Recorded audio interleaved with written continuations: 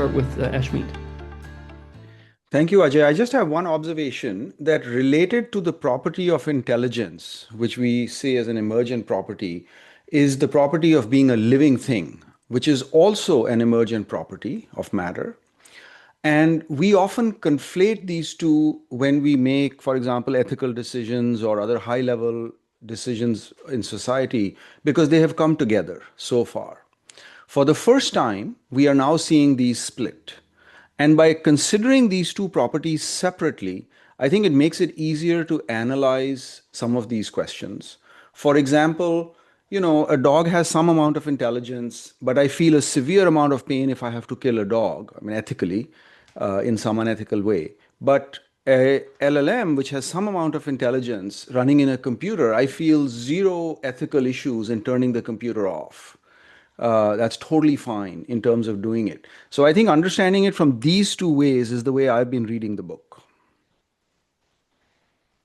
Jay, any reaction? I think you're touching on an interesting point. And I think that we ultimately need to bring this back to our psychology of ethics and what is it that makes it so that you feel that killing that dog would be a painful thing for you to do, right? What is the process that gives rise to that feeling and that doesn't give rise to the same feeling about the machine? I think there are probably a lot of ways to think about that. And, when people try to get us to think of the machine as having agency, they, ask the machine to tell you or being worthy of our sense of moral protection, they ask the machine to tell you things like, oh, do you feel lonely? Yeah, sometimes that's what Lemoyne did, right? He asked the machine to tell him how it felt, and it told him all kinds of things, and it caused him to experience empathy. His experience of empathy is in the eye of the beholder. It's an experiential reaction he has to a stimulus, and the dog is a master of a certain kind of stimuli that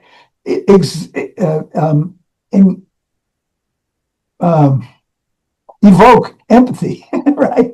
The dog will whine and perch on your lap and coo and lick your nose and so on, and make you feel cozy and warm and comfortable. The computer doesn't do that, although it can say things to you that can evoke similar things. So the thing is, we are so fully victimized by this kind of stuff in the world, right? We are so manipulated by it. We shouldn't allow ourselves to always fall victim to the framing that people give us in different ways for how to think about different things.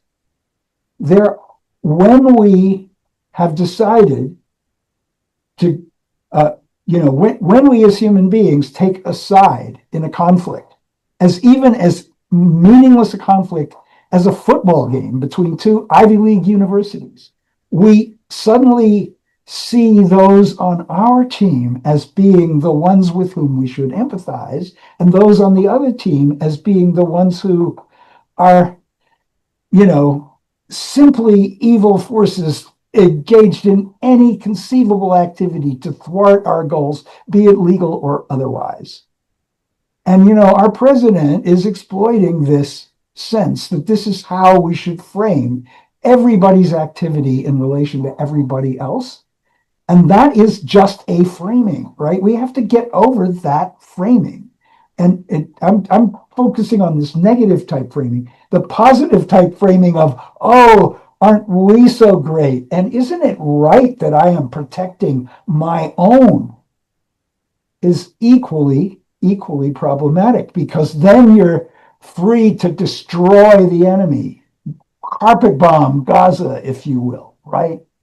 So I think we really have to take seriously the idea that our emotional reactions to things are things that we need to look at dispassionately as scientists, as being evoked by situations and being things that do feed back.